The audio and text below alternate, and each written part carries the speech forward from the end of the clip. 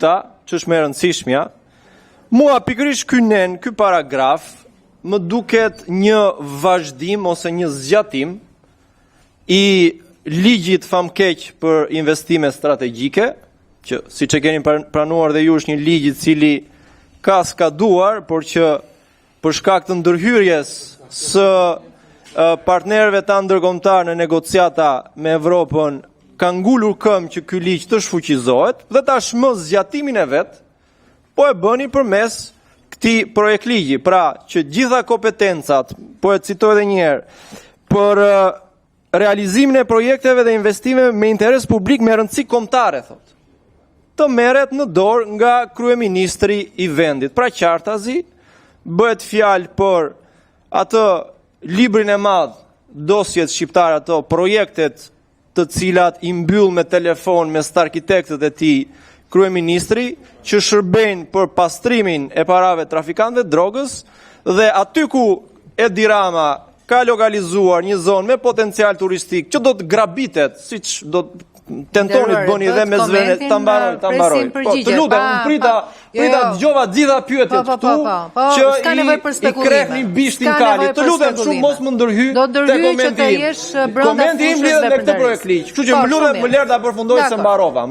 Po, shumë mirë. Po pas spekulime. Atëre, ja krehet bishtin deri në fund. Tani më lini, ju lutem, nuk ju ndërhyva zonja Muzhaqi, nuk ju ndërhyra. Atëre dëgjoni. Pra, ky nen në vetvete është një zbatim, është një zgjatim i ligjit për investime strategjike, që çon përpara projektet e kryeministrit për glabërimin e Bregdetit shqiptar, të atyre zonave që ende kanë ngelur, me një lloj potenciali turistik. Detyrimisht që do jemi kundër masakrës së radhës, jo vetëm komision, por edhe në kuvent. Nëse kundër keni qenë dhe për shumë gjëra tjera, po zoti Valla? Po. Zoti deputet si jeni dhe deputet i ri. Kur lexoni amendamente që bëhen mbi ligj, duhet t'i referoni njëherë ligjit. Dhe ajo që sapo bët është pjesë e një abuzimi që e bën në mënyrë të shpeshtë.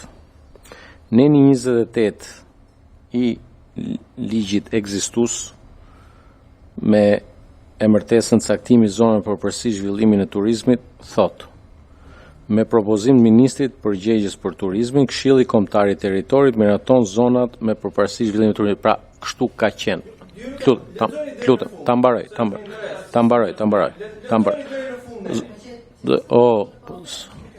Kur folet ti ndërhyva? Jo, një sekond. Jo, mo ti dëgjoj tash, dëgjoj këtu me vëmendje. Po. Dëgjoj me vëmendje. Me propozim ministri përgjegjës për turizmin, Këshilli Kombëtar i Territorit miraton zonat me përparësi zhvillimit të turizmit si zonat të rëndësisë kombëtare në përputhje me planin përgjithshëm kombëtar dhe planin kombëtar sektorit turizmit.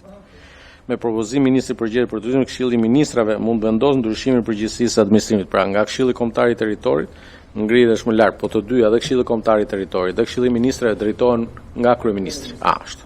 Që ta mësosh të, se ndoshta se di. Jo, për shembull, dhe po marrim për shembull kur është dhënë leja për se ti e di fare mirë kompleksin Arameras, se je përfitues. Aty je me përqindje. Njëta gjë ka ndodhur në atë rast ku ti ke marr vilën tënde. Aty. Në pjesën më të bukur të Bregdetit shqiptar. E ke marr ti aty, shumë mirë takzosh ti dhe familja jote në drejt Zotit, nuk jam unë antikapitalist, si puna jote. E ke marr atje. Dhe si ka funksionuar, se ti duhet t'u shpjegosh dhe kolegëve këtu si e ke marrë ti lejen aty. Ti ke marrë lejen aty, duke aplikuar si fillim te Këshilli Kombëtar i Territorit, ku Këshilli Kombëtar i Territorit të ka miratuar ty dhe familjes tënde në Arameras si zonë e zhvillimit turistik, në përputhje me planin e përgjithshëm kombëtar të turizmit. Dhe ndërkohë, ajo që po bëjmë ne, është e kundërta asaj që thua ti. Sepse tani po fusim konceptin e një kontrolli të shtuar sepse me propozim të ministrit përgjigjet për turimin, Këshilli i Ministrave tani, po, padyshim, mund edhe të mos ta kishte miratuar vilën tënde në Arameras. Mund të mos ta kishte miratuar. Dhe prandaj natyrshëm futim konceptin e një zhvillimi të turizmit për realizimin e projekteve dhe investimeve me interes publik, me rëndësi kombëtare, që natyrshëm për çfarë bëhet kjo? Për zhvillimin ekonomik të vendit. Pse gënjen këtu merr fjalën thotë po i hiqet the këtu që po i hiqet autonomia vendore. S'është vërtet se ka qenë. Ajo që duam t'ju themi është që edhe duhet ta pranojmë. Ka njësi të qeverisë vendore, edhe pse e kishin detyrimin me vendim të qeverisë, dhe këtu i keni deputetët, se ti janë rregull, se ti janë tu mes Tiranës, po të gjithë e dim që nuk po respektohet në mënyrë uniforme. Pra, e vërteta është që ka zona të caktuara në vend ku është dashur që në 15 qershor të ishin ndaluar gjithë to zhurmat e betoniereve e tjera më radhë, nuk është respektuar. Dhe është një parim kur nuk respektohet një akt në ligjor ose në ligjor, shkohet për një akt më të lartë. Dhe ne po shkojmë nga VKM-ja, po shkojmë te ligji. Shumë e thjeshtë. Faleminderit zonja kryetare. Me qënë se Taulanti këto ditë e fundit e ka kthyer në sport, edhe unë nuk jam djali Taulant. Unë të flas në emër dhe unë nuk jam djali. Ju lutem, kjo zoti Muçi në komision dhe në parlament kemi një standard etike që duhet ta respektojmë. Standard etike që të më thotë mu gënjeshtar dhe të gënje për mua me pafytyrësi. Inderuar, ne këtu e kemi përdorur gjithmonë këtë standard. Jo, po ju lutem, theu standardit. Jo, këtu nuk kemi jashtë sa zyre. Meqense e ka nisur në kuvendit mund t'ia thuash. Këtu nëse ta lejon. Këtu jo. Meqense e ka kthyer në sport. Këtë, si më thën, gjuetin e vilave. Ti përgjigje për argumentat, ju lutem, pa u lidhur me personale. Nëse quhen ti argumenta për ato do të përgjigjem. Ju lutem. Atë, meqense Taulandi e ka kthyer në sport gjuetin ndaj vilave këto ditë e fundit. Unë eftoj që këtë vilën e supozuar timen apo të familjes time apo të fisit tim të shkoj dhe ta gjuaj prap. Të shkoj dhe t'i vëj gishtin se ku qeka, ku ekzistoka kjo vil, në Aramerasa, në Butrinta, në Konispola, në Vermosha, nuk e di se ku ekzistoka kjo vil, të vej aty t'i bëj video, si që ka nisur këto kote fundit, dhe pastaj të vi dhe të gënjej me pafytyrësi në këtë komision. Tani për procedurën e lejes njerë, se nuk jemi këtu për vila, ne po flasim për një procedurë, i nderuar. Ju ngritet një shqetësim, ju ngritet një shqetësim, i nderuar, që procedura i merret pushtetit vendor. Ju lutem, me shpjegimin që dhani më ndërhysh mua për vilën, ti kishe ndërhyr aty në fillim, pastaj mua. Në qoftë se foli për vilën time, që ka në kokë, unë i thash dhe ju i dhatë përgjigje, tani për procedurën. Tha që ju morë kompetencë për shtetit vendor, u dha një përgjigje, i nderuar për procedurën, sepse këtu në këtë komision po flasim për nenin parë, jo, vetëm për nenin parë të këtij projektligji kemi këtu përgjigje. Atëre, përderisa përgjigja ishe e zaruse për ju? A do më lësh të flas lutem? Jo, po më jepni përgjigje për atë që është fokus zyrtarie. O zonjë, dhe një herë, po jap përgjigje. Të zgjedheni jashtë këtij komisioni. Jashtë kishe thënë në zotëri. Vilën jashtë komisioni. E mori si shembull.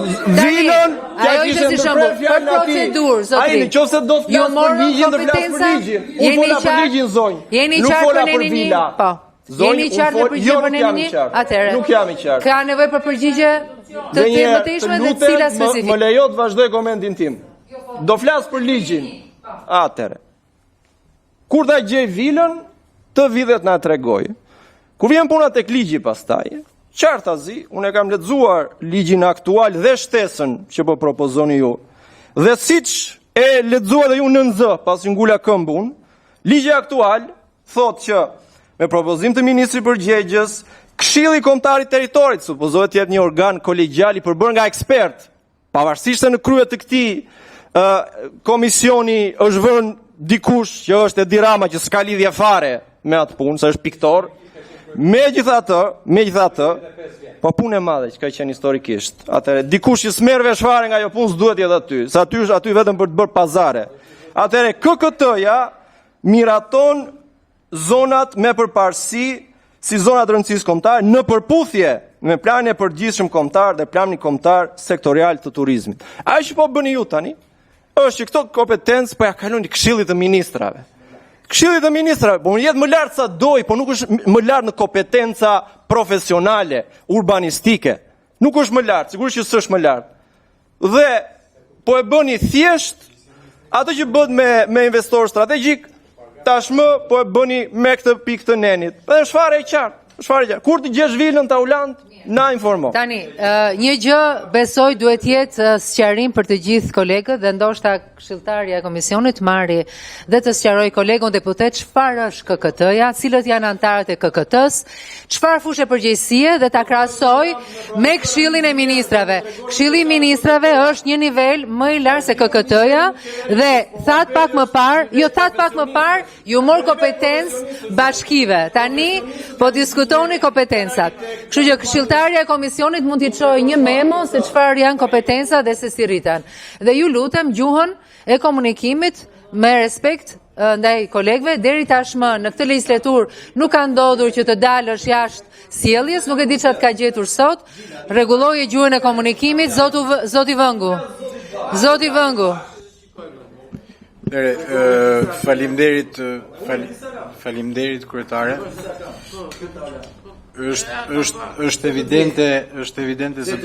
evidente se policia morale që e ka kthyer linçimin e njëri tjetrit në sport kombëtar këto kohë e ka humbur totalisht atë sensin e të vërtetës dhe kërkon thjesht fajtor. Nderuar kolegu Muçi, ne nuk kemi fajtor këtu, kemi thjesht kolegë që përpiqen të çojnë përpara një proces ligjvënës. Unë nuk jam inxhinier si profesion, unë jam diplomat si profesion, nuk do guxoja kur t'ju jepja leksione se si duhet silleni me diplomacia apo jo. Pika e dytë, në qoftë se doni të jemi përkohur në leximin e ligjit, neni 28 i ligjit qëndron, nuk ka mendohet, i shtohet një paragraf. Dhe ky paragraf, thatë ju përmend tangent, nuk e gjykova që kishte ndonjë rëndësi sepse është një lehtësi procedurale që i jepet Ministrit të Turizmit, Ministrisë së Turizmit, s'ka rëndësi ministri, për të sugjeruar, rekomanduar Këshillit të Ministrave ndryshimin e përgjegjësisë administrimit të një prone. Të shpjegojmë se ndoshta juve nuk keni hasur situata të tilla, unë që kam pasur nderin të shërbej në organe ekzekutive, e di për çfarë bëhet fjalë këtu. Kemi plot prona që janë në përgjegjësi administrimi të disa fisht, mund t'jenë ndërmarrje të vjetra bujqësore, mund t'jenë ente publike që i kanë në administrim, në mënyrë që Ministria e Turizmit të bëjë një hartëzim të territorit, se ku janë asetet me potencial zhvillimi, për të bërë pikërisht ato që thot ligji, planin kombëtar dhe planet me zona përparësi zhvillimi, është e drejta patjetër e Ministrit të Turizmit si organ e pror që t'i rekomandoj Këshillit të Ministrave përgjegjësinë e administrimit në dobi të zhvillimit të një projekti. Nuk ka asgjë të keq. Këtu nuk ka as fshehje, këtu është madje kompetencë e shprehur qartë. Kështu që këtu nuk ka fare fajtor dhe nuk ka fare asnjë përpjekje për të abuzuar me kompetencat që edhe një herë i cakton ligji. Kështu që neni 28 është shumë i rëndësishëm dhe qëndron, i shtohet ky paragraf, do ishte më e ndershme nga ana juaj që të flisnin të për nenin 29 që vijon, mbrojtja, ruajtja, përdorimi dhe zhvillimi i burimeve natyrore turistike. Pra këtu nuk po bëjmë asnjë gjë që shkon përtej frymës së ligjit për një zhvillim turistik të qëndrueshëm. Ju falenderoj kryetare. Faleminderit zoti Vëngë, zoti Oti. Atëherë faleminderit, unë po bëj një koment, pastaj kishte dashur me bëj disa pyetje. Shpresojmë që ne japni kohën. Jo, komentit, se pyetje desha me bëj, se thash po bëj më përpara komentin, edhe faleminderit zoti deputet për prezantimin e ligjit. të projekt ligjit më saktë. Unë desha me lidh me indeksin e performancës mjedisore, EPI 2026 nga Universiteti Yale. Desha me lidh me DALY ose Disability Adjusted Life Years, që do të thotë sa vite shnet humbim për shkak të një faktori. Dhe po e lidhi me arin që i shesim turistit. Kusha cilësia arit në Shqipëri, sepse na u tha nga propaganda në rrallës, na u tha që është vendi 46, kërë vepër. Por realiteti është që cilësia arit rënditet e 88 në botë. Dhe kjo sjell të kjo Disability Adjusted Life Years, ose sa vite humin, jemi të vëndit 87 me 32 pikë, këtë shesim në turistin, shnet se e vërtet. Bujësia që është në turistin, pjesa e bujësis, e cila rënditet 158 në botë, që është sektori maj dopë në gjithë raportin, sepse kemi rrezikun e pesticideve, rrezikun e nitriteve, etj, që ne shohim çdo ditë. Dhe kjo nuk ka vetëm për turizmin, është edhe për ne. Që nuk marret në konsiderat. Mund ta trajtosh te Komisioni i Bujqësisë, ju lutem. Po fokusoni te çështja sot. Vazhdojmë për trajtimin e ujrave të zeza, që marrin 12 pikë. Ndërkohë në Shkodër ujrat e zeza hedhen në lum, edhe aty nuk më këtë pak të turistave me thanë që nuk lutem, fokusohemi këtu, kemi ditë të tëra përpara për të marrë edhe Ministrinë Përgjegjëse për ujrat e ndotura. Këtu e kishe erun, më falni, dhe nuk i ngritë këto pyetje tek problemi aktual, ju lutem. Indeksi performancë mjedisore. Tani vetë kemi si komision mjedisin, mund ta thrasim Ministrinë e Mjedisit. Fokusohemi te ligji. Kjo është arsyeja që edhe natyra ose mbrojtja e natyrës që po thuhet, ndërkohë që janë 51 ditë që dalin qytetarët për ligjin e zonave të mbrojtura, dhe thuhet për ne 29. Dhe unë mendoj që ky ligj i zonave të mbrojtura që dalin njerëzit duhet të reflektohet, duhet të diskutohet, sepse nëse ne do diskutojmë për turizëm dhe u thonë në fjalë wow te ky komision, e ndërkohë nuk diskutohet për realitetin e vërtet që është në rrugë, që është në shesh, atëherë për çfarë do të bëj këtë ligj, për kënë do të bëj këtë ligj. Sepse kjo është ajo pyetja që është krejt normale, po bëhet një ligj jashtëzakonisht shumë i bukur, po kështu çapo thuhet. Por për kë po bëhet? Se ne po bëjmë për qytetarin. Dhe ndërkohë kërkohet për ligjin e zonave të mbrojtura të merret në konsiderat, minimalisht të diskutohet. Thoni jo, nuk ka problem. Edhe vazhdon për më ndërtu në zonat e mbrojtura, sepse frika jame është në vetë i ligjit do të krijohet hapësira për mu bë disa ndërtime të ashtu quajtura turistike në këto zonat mbrojtura që realisht janë pronë e qytetarëve shqiptar, janë pronë e fëmijëve tonë. Sepse nëpërmjet të turizmit çfarë bëhet?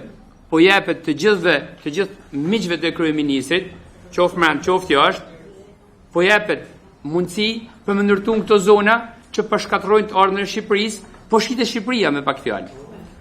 Edhe këtu nëse nuk jemi në seancë plenare ditën e njëjtë, merrni fjalën dhe flisni për këtë që ju lutem fokusohemi te projekt ligji. Po jo, seancën e mbyllët vetë, se dolet aty dhe s'deshët të gjonit. Lutem shumë, mos ngatroni tryezën me foltoren. Okej, po vazhdojmë atëherë, dakor. Atëherë, për pjesën e një pyetje për delegimin. A mund të vazhdoj?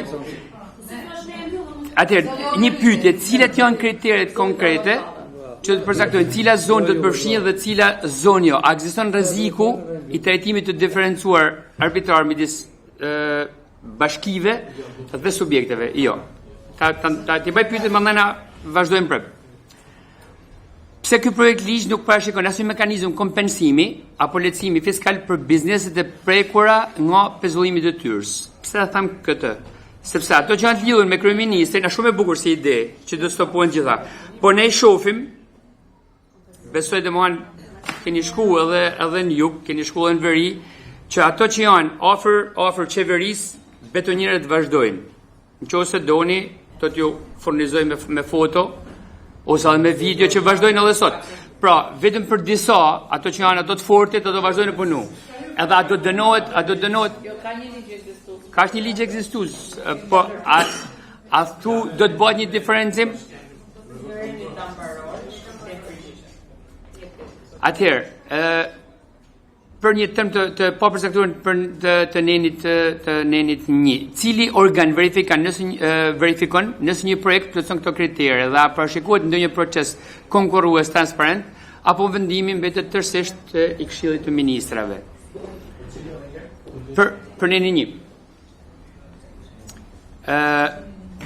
A parashikohet në proces konsultimi publik para nxjerrjes së kësaj VGM-s përkatëse ose këtij projekt ligji, siç ndodh në modelet europiane të cituara siç u thënë më ju nga Hotel Stars Union, që ka një proces standard të hapur.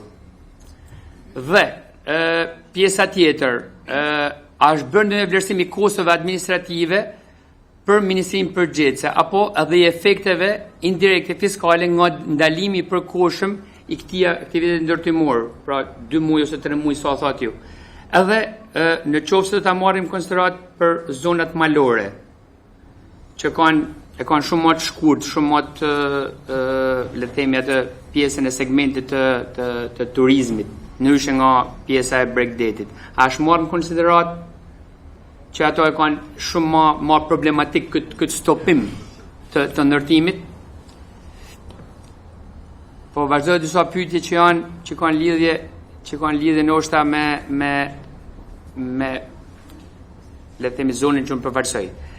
Në Velipoj problemi kryesor nuk është vetëm ndërtimi, por kena problemin për turistat, edhe nuk bëhet fjalë për ato turistat që ju e thatë shumë bukur, që nuk bëhet fjalë vetëm për turistat e huaj, bëhet fjalë për turistat shqiptar, bëhet fjalë thjesht për pjesën e Shqipërisë etnike, që vinë ndoshta në Velipoj, që nuk kanë ato mjet financiare për me shku dhe më anë jug.